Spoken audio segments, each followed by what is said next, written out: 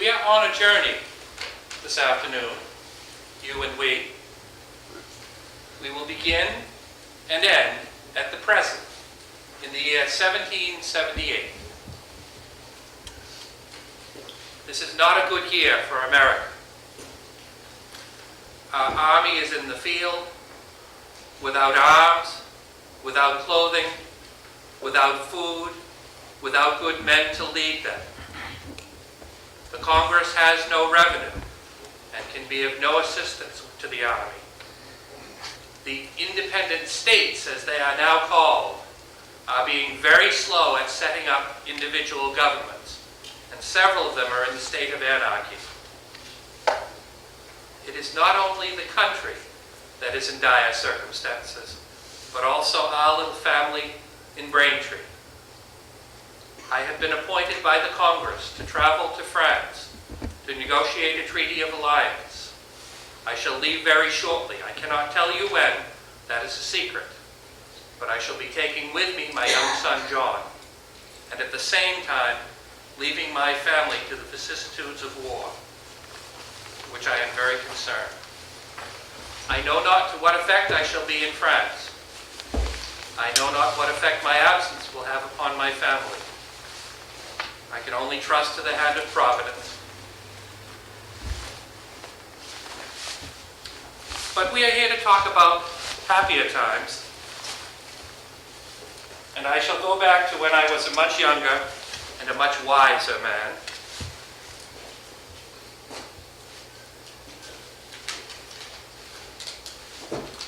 This note was written to my dearest friend, Richard Cratch, about a woman. She has raised in my imagination a sense of pleasure my pen cannot describe, and which seems to be grappled to my soul with hooks as immovably as I wish to grapple in my arms the nymph who gives it all its ornaments. If I look upon a law book, my eyes true are on the book, but imagination is at a tea table, seeing that hair, those eyes, that shape, that familiar friendly look. I go to bed and ruminate half the night, then fall asleep, and dream the same enchanted scenes till morning. Unfortunately, that was not written about the future Mrs. Adams.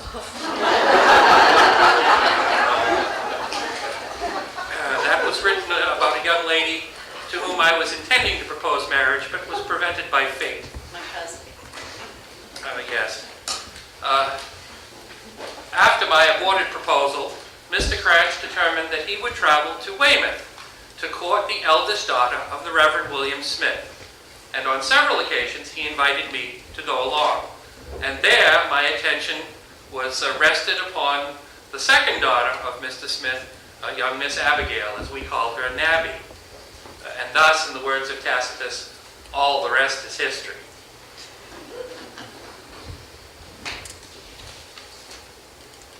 Miss Adorable, by the same token that the bearer hereof sat up with you last night, I hereby order you to give him as many kisses and as many hours of your company after 9 o'clock as he shall please to demand, and charge them to my account.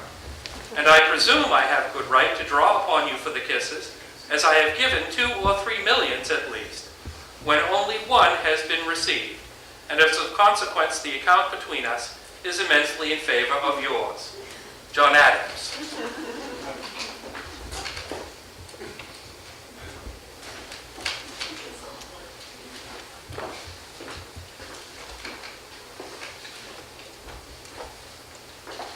My friend, if I was sure your absence today was occasioned by what it generally is, either to wait upon company or promote some good work, I freely confess my mind would be much more at ease than it is. Yet, this uneasiness does not arise from any apprehension of slight or neglect, but a fear lest you are indisposed, for that, you said, should be your only hindrance. Humanity obliges us to be affected with the distresses and miseries of our fellow creatures. Friendship is a band yet stronger, but there is a tie more binding than humanity and stronger than friendship, which makes us anxious for the happiness and welfare of those to whom it binds us. It makes their misfortunes, sorrows, and afflictions our own. Unite these, and there is a threefold cord, By this cord I am not ashamed to own myself bound. Nor do I believe that you are wholly free from it. Judge you then. Has not your Diana this day had sufficient cause for pain and anxiety of mind? Adieu. May this find you in better health than I fear it will, and happy as your Diana wishes you.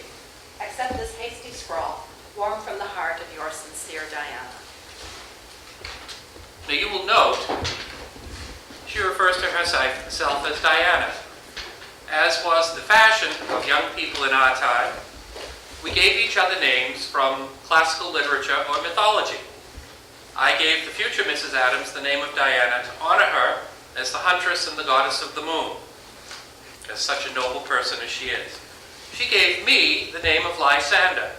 She says, in honor of the great general and admiral of the Phoenicians. However, I rather think it is the Lysander of A Midsummer Night's Dream, who is an ill-fitted suitor for a young lady.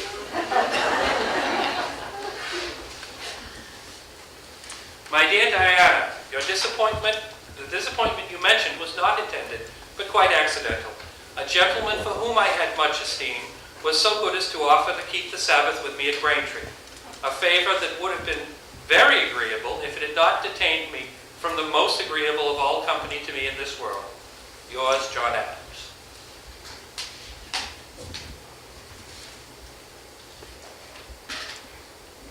You was pleased to say that the receipt of a letter from your Diana always gave you pleasure. Whether this was designed for a compliment, a commodity that you very seldom deal in, or as a real truth you best know.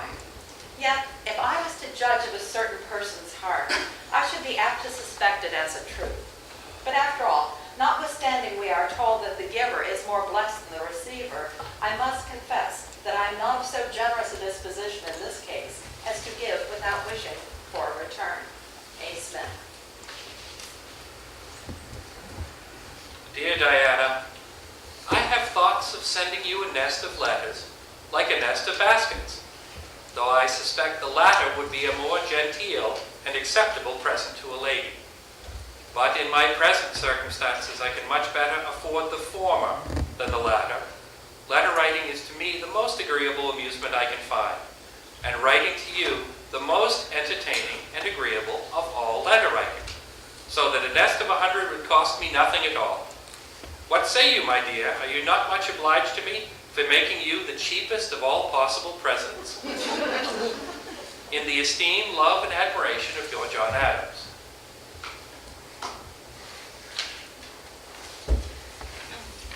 My dearest friend, the nest of letters which you so undervalue were to me a much more welcome gift than a nest of baskets, though every strand of those had been gold and silver. I do not estimate everything according to the value the world sets upon it, but according to the value it is of to me. Thus, that which was cheapest to you, I look upon as highly valuable. I think I write to you every day. Shall not I make my letters very cheap? Don't you light your pipe with them? I care not if you do. It is a pleasure to me to write.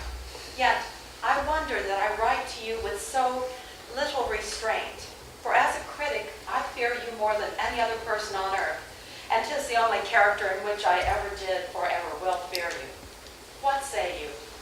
Do you approve of that speech? Don't you think me a courageous being? Courage is a laudable, a glorious virtue in your sex. Why not in mine? For my part, I think you ought to applaud me for mine. Your Diana.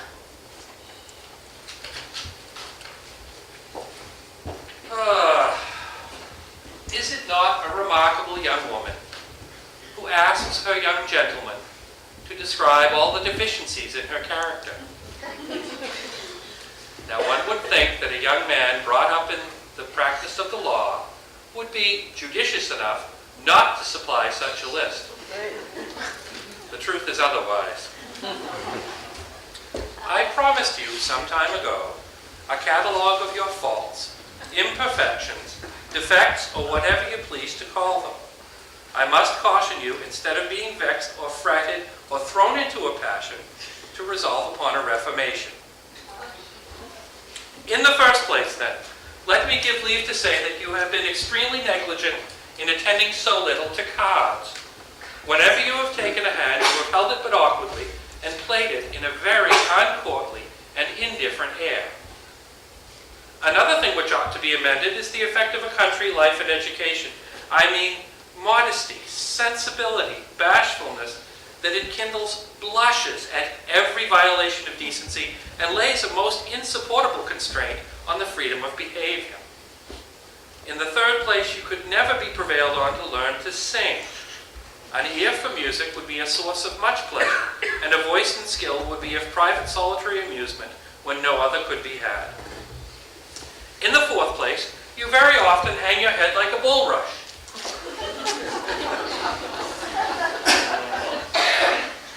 You do not sit erected as you ought, and the company loses the sweet smiles of the countenance and the bright sparkles of those eyes. This fault is the consequence of another, still more inexcusable in a lady. I mean a habit of reading, writing, and thinking. But both the cause and the effect ought to be repented and amended as soon as possible. Another fault is that of sitting with the legs across. Yes. This ruins the figure. This injures the health, and springs, I fear, from the former source, too much thinking. These things ought not to be. A sixth imperfection is that of walking with the toes bending inward. This imperfection is commonly called parrot-toed, I think, but it gives the reverse of a bold and noble air. I shall now save myself. Thus, I have given a faithful portraiture of all the spots I have hitherto discovered. Near 3 weeks have I studied for more, but more are not to be discovered. All the rest is bright and luminous. From your Lysander.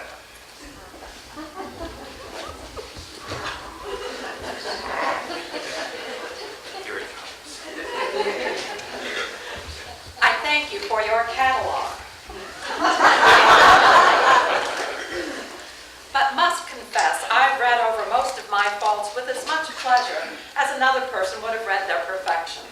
And Lysander must excuse me if I still persist in some of them, at least until I am convinced that an alteration would contribute to his happiness. As to that freedom of behavior which consists in violations of decency, permit me to tell you, sir, that there is such a thing as modesty without either hypocrisy or formality. As to a neglect of singing, it should not be complained of, since I have a voice harsh as the screech of a peacock. The fifth fault I will endeavor to amend of it, but I think that a gentleman has no business to concern himself about the legs of a lady. The sixth and last can be cured by a dancing school. Your own A. Smith.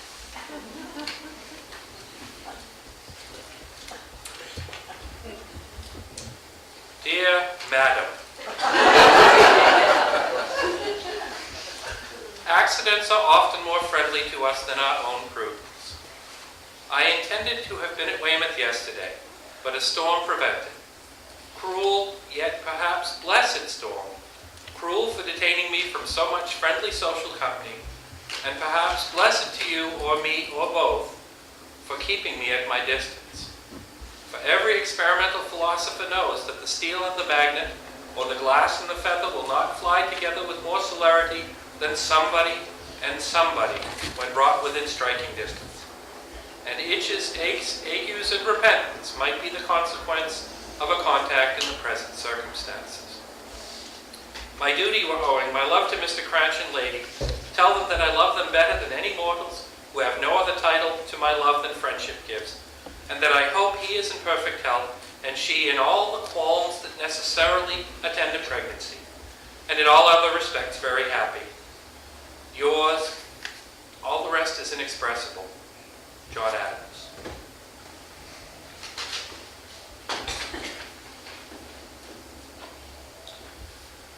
With the death of my father in the year 1761, I inherited one of his houses, known as the farmstead. I moved into Braintree and opened up a law office. Within 3 years, I had enough business to support a family and proposed marriage to Miss Smith. Luckily for me, she accepted. And in the year 1764, we were married. However, before we were married, I was required to ride the court circuit to earn yet more funds for the family and could only supply a cart sent to Weymouth to aid Miss Smith in bringing her goods to Braintree. Sir, I am much obliged to you for the care you have taken about health. The cart you mentioned came yesterday, by which I sent as many things as a horse would draw.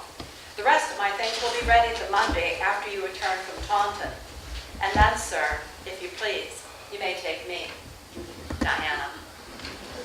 Take me he did, and we were yoked together, husband and wife, on October 25th of 1764.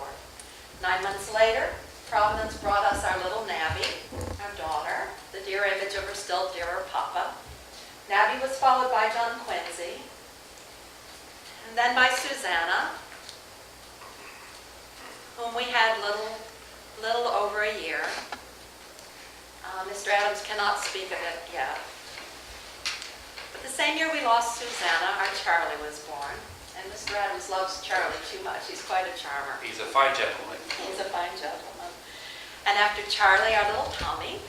And then only recently, a stillbirth of a little girl. We would have named her Elizabeth after my mother. Born with her eyes closed as if in sleep. She is numbered with her ancestors now, and our dreams have gone with her to the grave.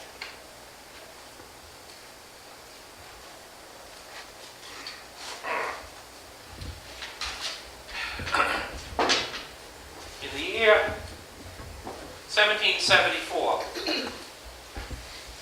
the Provincial Congress of Massachusetts determined that I, along with the rest of the delegation from Massachusetts, should attend a grand congress in Philadelphia.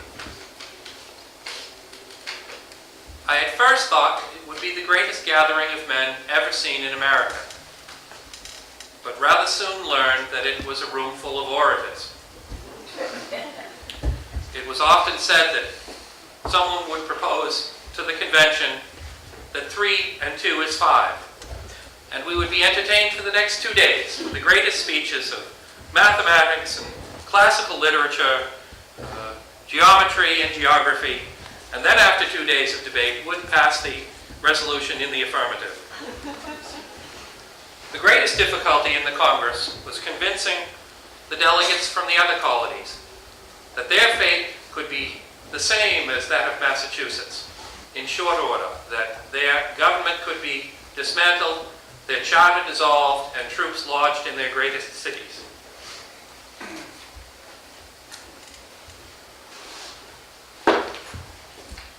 Mr. President, Mr. Adams requests to be recognized. Thank you, sir.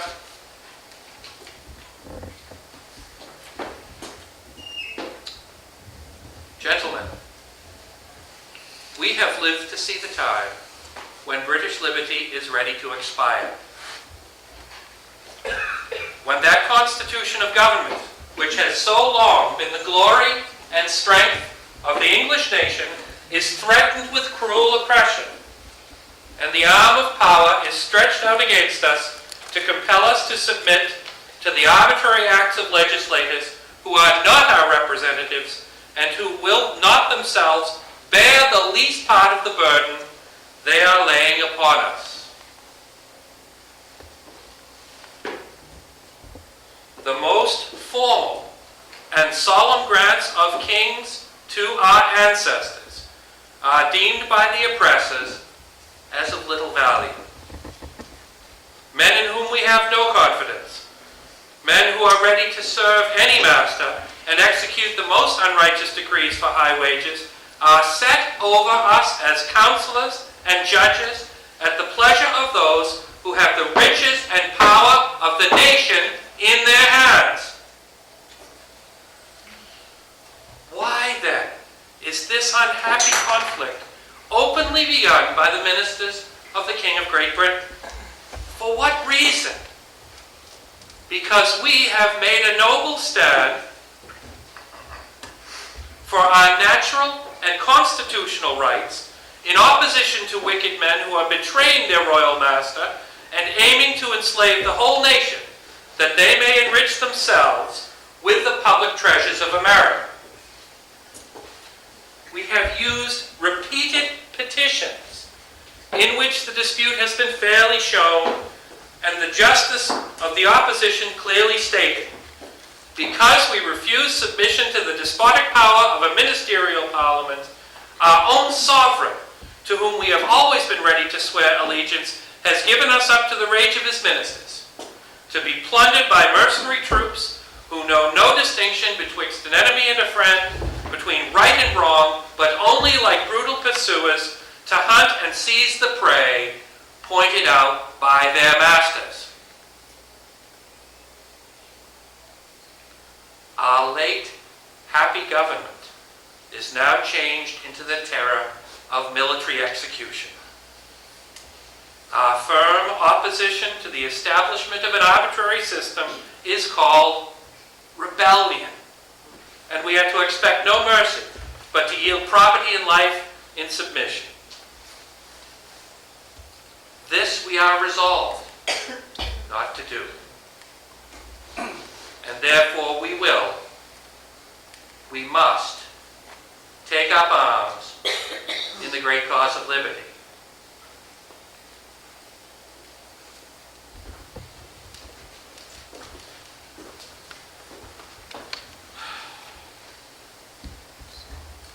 But in that year, Congress was not ready to act. Frustration and fear ruled the day. My dear, life grows more and more disagreeable to me. I want to see my wife and children every day. I want to see my grass and blossoms and corn, etc. every day. I want to see my workmen. Nay, I almost want to go and see the bossy's calf almost as much as Charles does. But above all, except the wife and children, I want to see my books. John Adams.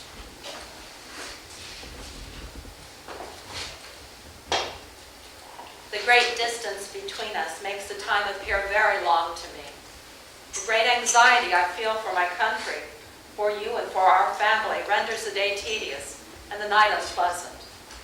I have just returned from a visit to my brother in Boston. It is a great pain to see this much injured town.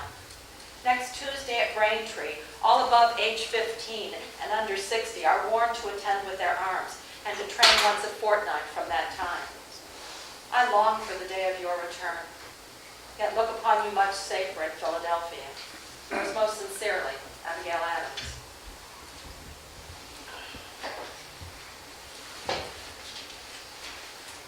With the business of the Grand Congress concluded, with nothing more than a non-importation agreement, I returned to Braintree for the winter. In the spring of 1775, that which we had feared the most, hostilities between the arms of King George and those of Massachusetts, came to pass. And on April 19th, the war began. The day after the British troops had retreated from Concord, I rode from Braintree out the road that the British troops had traveled. I saw the destruction they made, and I spoke to the people along the road. Our army was in great confusion, but the people did not lack for resolve. This strengthened me greatly. Several weeks later, I was called upon to return again to Philadelphia, which I did.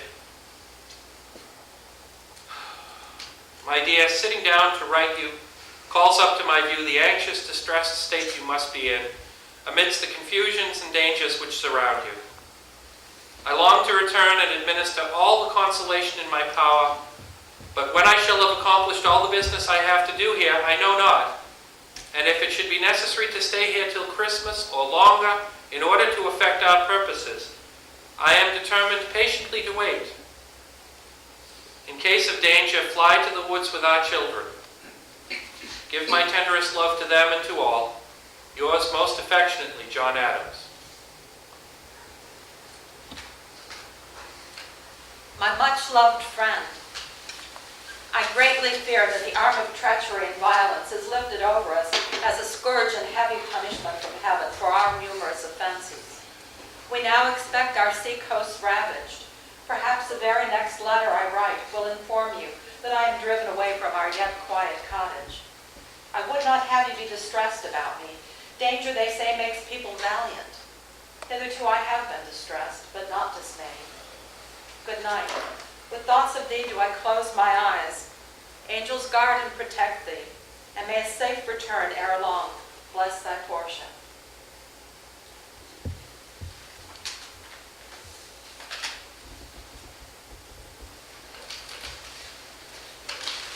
Braintree, July 5, 1775. I have received a good deal of paper from you. I wish it had been more covered. The writing is very scant, but I must not grumble. I know your time is not yours, nor mine. I had the pleasure of seeing George Washington and General Lee soon after their arrival and being personally made known to them. I was struck with General Washington. You had prepared me to entertain a favorable opinion of him, but you told me only half the tale. Dignity with ease and complacence. The gentleman and the soldier agreeably blended in him. Modesty marks every line and feature of his face. General Lee looks like a careless, hardy veteran. The elegance of his pen far exceeds that of his person. Our men, under Captain Tupper, made a little expedition this week to Long Island, all within our watching, and brought off 70-odd sheep, 15 head of cattle, and 16 prisoners. The regulars were all asleep in the house and barn when they were taken. There were 3 women with them. Our heroes came off in triumph, not being observed by their enemies. This spirited up others who could not endure the thought that the house and barn should offer the enemy any shelter. These men obtained leave to destroy the hay together with the house and barn. A number of armed cutters immediately surrounded the island, and our men came off with a hot and continued fire upon them, bullets flying in every direction. Many in this town who were spectators expected that all of our men would be sacrificed, yet they all returned in safety. That evening, a man of war anchored near Great Hill. It occasioned an alarm in this town, and we were up all night. They remain there yet, but have not ventured to land any men. You would smile to see our little ones all gather round Mama upon reception of a letter from Papa. And little Charles would open mouth, "What does Par say? Did he not write no more?" And little Tom says, "I wish I could see Par." Upon Mr. Rice's going into the army, he asked little Charles if he should get him a place in the army too. Charles is 7. Charles catched at it with great eagerness and insisted upon going. We could not put him off. He cried and begged until I told him he must first obtain your consent. Then he insisted that I must write about it, and has been every day insisting upon my asking your consent. At last I have promised to write you, and am obliged to be as good as my word. My dear, it is almost 3 months since I left you, in every part of which my anxiety about you and the children, as well as our country, has been extreme. The business I have had upon my mind has been as great and important as can be entrusted to one man, and the difficulty and intricacy of it is prodigious.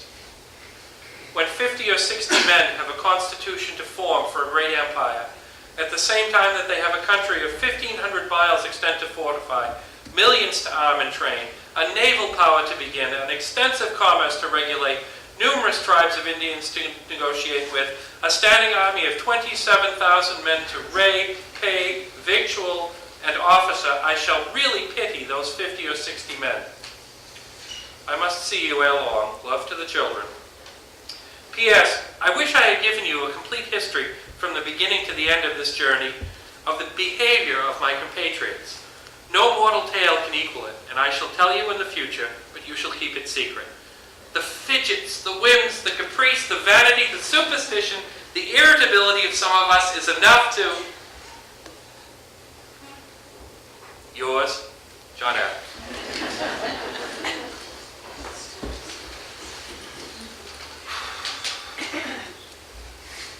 In the fall of 1775, dysentery, the pestilence that follows in the rear of war, came to Weymouth and Braintree, taking many lives. Weymouth, October 1st, 1775. Have pity upon me, O thou my beloved, for the hand of of God presses me sore. How can I tell you, oh my bursting heart, that my dear mother has left me? This day about 5 o'clock she left this world for an infinitely better. After sustaining 16 days severe conflict, she fell asleep. Blessed Spirit, where art thou? At times I am almost ready to faint under this severe and heavy stroke, separated from thee, who used to be a comforter towards me in affliction. But blessed be God, he has bid us call upon him in time of trouble. I know you are a sincere and hearty mourner with me, and will pray for me in my affliction. My poor father, like a firm believer and a good Christian, sets before his children the best of examples of patience and submission. My sisters send their love to you. They are greatly afflicted. You often expressed your anxiety for me when you left me before, surrounded with terrors. But my trouble then was small dust in the balance compared to what I have since endured. You will pardon and forgive all my wanderings of mind. I cannot be correct. Almighty God, restrain the pestilence which walks in darkness and wastes at noonday, and which has laid in the dust one of the dearest of parents. May the life of the other be lengthened out to his afflicted children, and your distressed portion.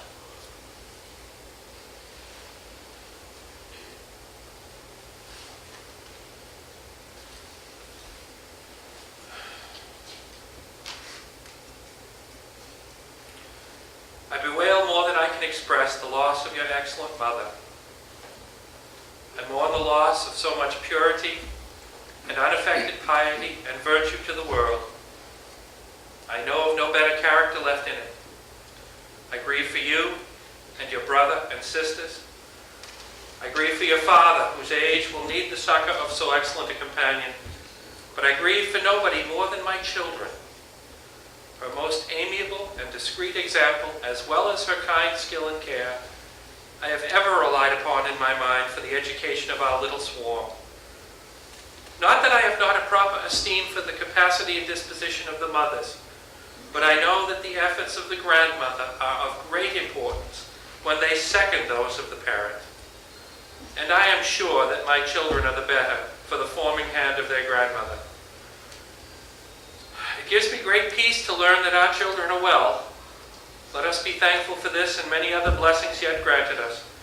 Pray, my dear, cherish in the minds of my Nabby and Johnny and Charlie and Tommy the remembrance of their grandmother, and remind them of her precepts and example. God Almighty grant to you and every branch of the family all the support that you want. You and I, my dear, have reason, if ever mortals had, to be thoughtful, to look forward beyond the transitory scene. Whatever is preparing for us, let us be prepared to receive.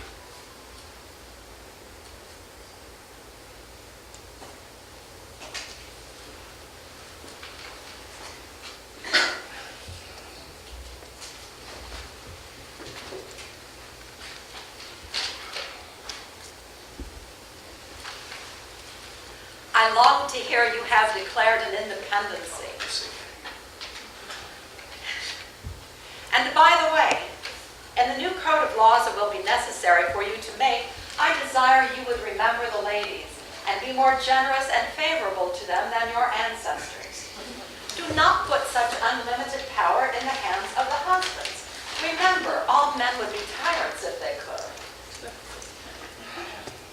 If particular care and attention is not paid to the ladies, we are determined to foment a rebellion and will not hold ourselves bound by any laws in which we have no voice or representation. Men of sense in all ages abhor those customs which treat us only as the vassals of your sex. Regard us then as beings placed by Providence under your protection, and in imitation of the Supreme Being, make use of that power only for our happiness. Adieu. I need not say how much I am your ever faithful friend. You get this too.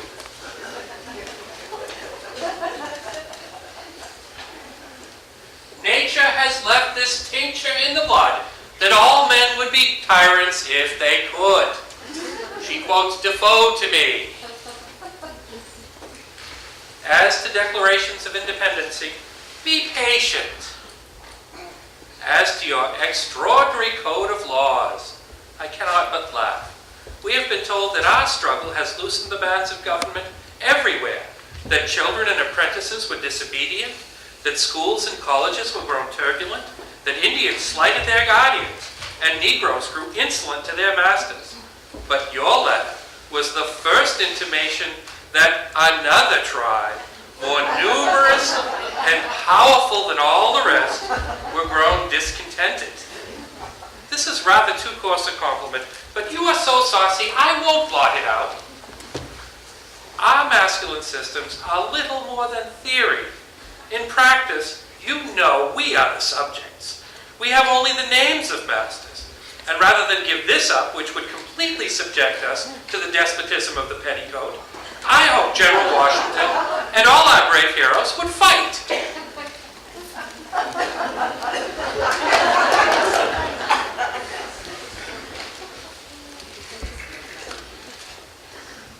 Mr. Adams did not take me entirely seriously. No, we did not. And I told him that absolute power over wives, like anything that is very hard, is quite likely to be broken.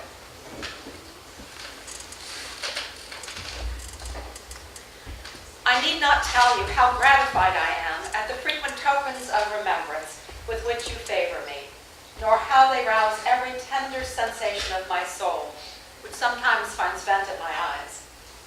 Nor dare I describe how earnestly I long to fold to my fluttering heart the dear object of my warmest affections. The approbation you give to me, my conduct in the management of our private affairs, is most grateful to me, and sufficiently compensates me for all the anxieties and the many duties devolved upon me in consequence of the absence of my dearest friend.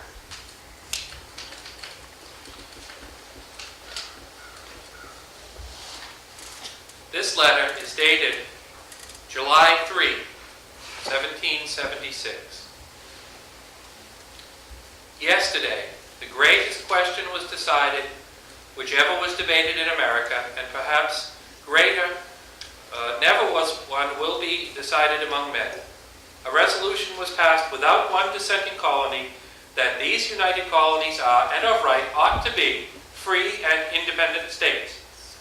You will see in a few days a declaration setting forth the causes which have impelled us to this mighty revolution, and the reasons which will justify it in the sight of God and man.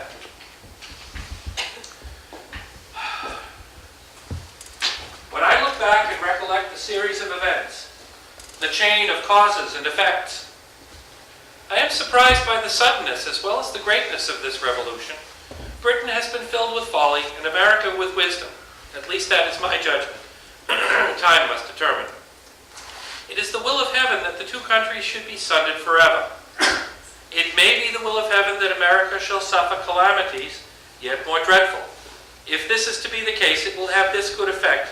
At least it will inspire us with many virtues which we have not, and correct many errors, follies, and vices which threaten to destroy us.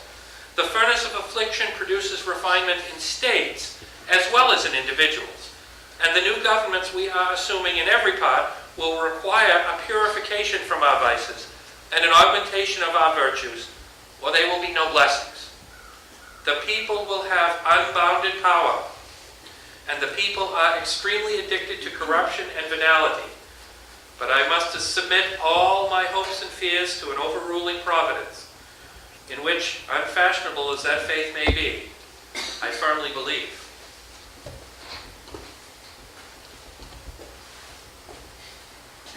By yesterday's post, I received a letter dated 3rd of July, and though your letters never failed to give me pleasure, it was greatly heightened by the prospect of the future happiness and glory of our country. Nor am I little gratified when I reflect that a person so nearly connected with me has had the honor of being a principal actor in laying a foundation for its future greatness. May the foundation of our new Constitution be justice, truth, and righteousness. Like the wise man's house, may it be founded upon those rocks and then neither storms nor tempests will overthrow it.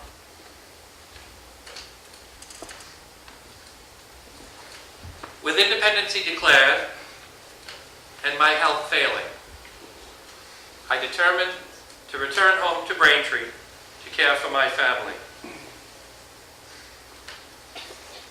Near the end of 1777, I wrote this letter. My dear, I have written a resignation of my place here to the Massachusetts General Court, but it seems they were adjourned and therefore will not be able to consider the matter until the 28th of this month, when they will send some other person here in my stead. I want to take a walk with you in the garden, to go over to the common, the plain, the meadow. I want to take Charles in one hand and Tom in the other, and walk with you, Nabby on your right and John upon my left, to view the cornfields, the orchards, etc. But instead of these pleasing scenes of domestic life, I hope you will not be disturbed by the alarms of war. I hope, yet I fear. Mrs. Adams was not the only person at home sending letters.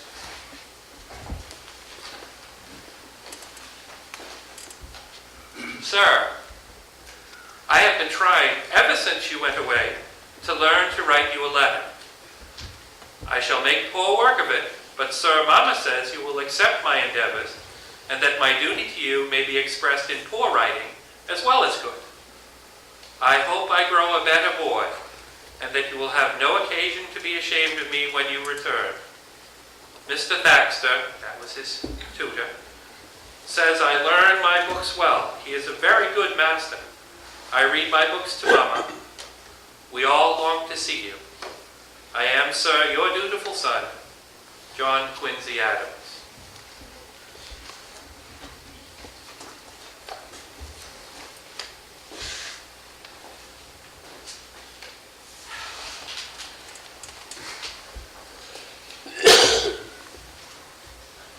Dearest friend, I have amused myself in reading and thinking of my absent friend, sometimes with a mixture of pain, sometimes with pleasure, sometimes anticipating a joyful and happy meeting, whilst my heart would bound and palpitate with the pleasing idea, and with the purest affection I have held you to my bosom till my whole soul has dissolved in tenderness, and my pen fallen from my hand.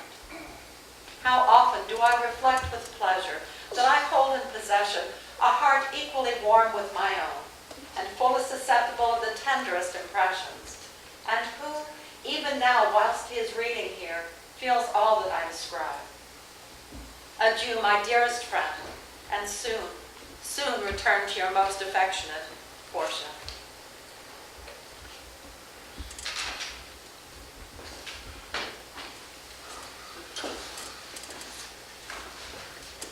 Our road together this afternoon is now nearly ended.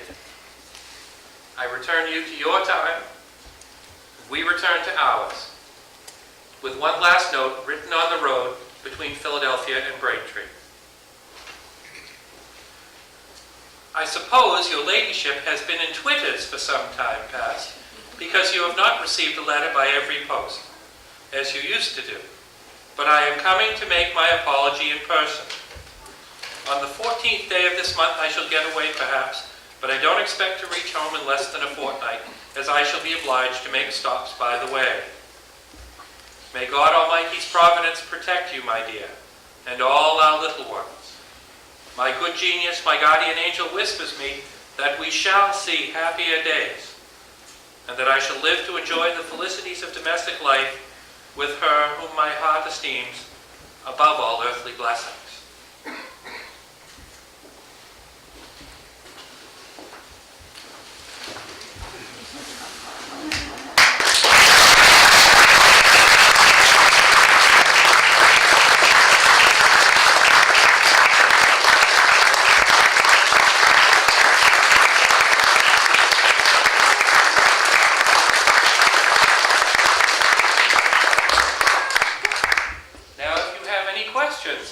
We would be most pleased to entertain them.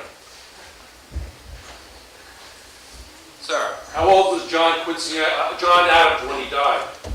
I have not died, sir. Right here.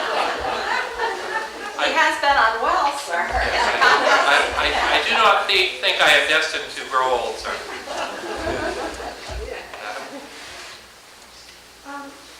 Now, John Quincy was not their eldest son, was it? Oh, he most certainly is my eldest son, madam, yes. Yes, ma'am. We have a daughter who is older, Yeah, I know. but John is my eldest son. In the writings, it seems he always favored John Quincy over Charles. Well, he is a genius. There's no doubt. I have already told him, and he is a very young man, I have already told him that if his career is only mediocre, that it should be an extreme disservice to both his country and himself. John Quincy was privileged by birth and education, and we feel that he is destined to be the guardian of law and liberty and religion for this nation. It's a great responsibility. Yes, and I would like Charles to take up the law as well, and Tommy should be a physician. Be a physician. Quite so. I understand that you're responsible for writing the Massachusetts Constitution, and that it's more liberal than the federal Constitution. If I should be asked in the future to do that, sir, I should be most happy to. But as of yet, they have not offered me that particular assignment. But I have some thoughts on it if you have an hour or so to hear. Sir, Do I remember correctly reading that it took you about 2 weeks to get from Quincy to Philadelphia It does. by the horse and buggy? I generally ride my mare, Cleopatra. I do not ride in a carriage if I can help it. Riding upon saddle is much more healthy for one. Yeah. But it does take 14 days. I can make it in less if I travel on the Sabbath, but it is not my practice to do so. Thank you. It's addressed to Mrs. How much domestic help did you have? I grew up with domestic help, and I've always had it. Sadly, we lost Patty in the dysentery in '75. I still have Susie. I have several farm hands who do more or less work. We have, Isaac Copeland has left. He wanted 20 pounds for 6 months, and I told him... Thanks to your grandfather, Thanks to my grandfather, who who inflated overpays. prices. Thank you, dear. But I told Isaac that I would not pay him the 20, and he said, well, he would leave in that instance, and I said, good day, Mr. Copeland, and instead I hired a black man for 10. And there's also Mr. Nightingale and Mr. Mason, Mr. Hayden we had some trouble with. A squatter. A squatter. Mr. Hayden was living in the farmhouse, and he and his sons were theoretically in our employ, and they were doing no work. And I asked Mr. Hayden to leave, particularly since there was a family who were fleeing from Boston and wanted to come stay with us, the Trotts. And Mr. Hayden would not leave. He would not consolidate his belongings, and we had to have him evicted. But as I say, I have more or less help. And help is very hard to find these days with the inflation and men going into the Army. Do you have any how much formal education? Sir, I have had none. Do not believe her.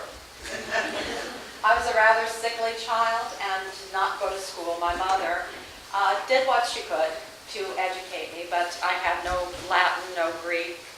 I have no grammar. I can read French, but I cannot speak it. I cannot pronounce it, although I try. I have a grammar, and it has pronunciation in it.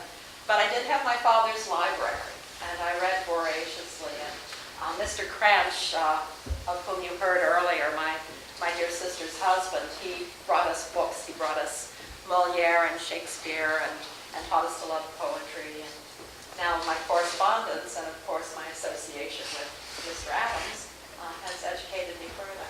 But I am entirely an autodidact.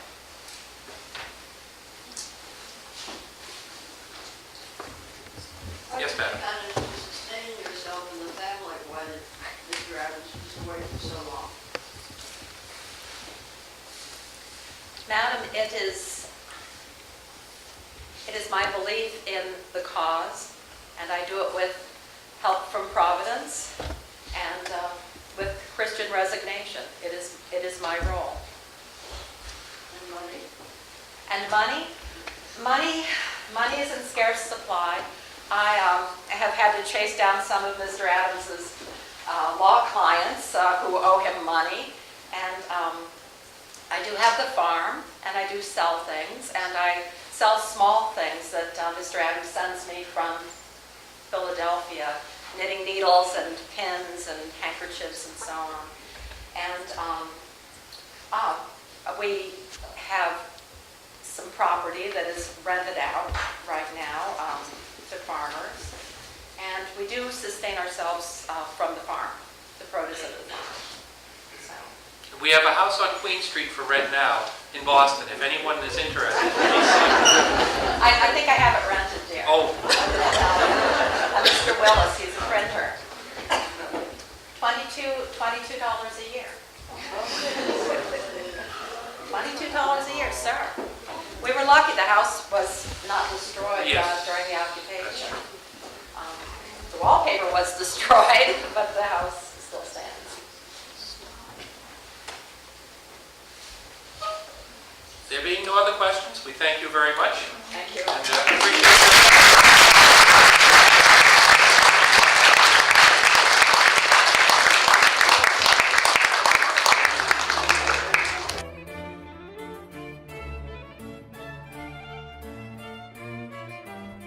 This program has been a production of the Topsfield Television Channel.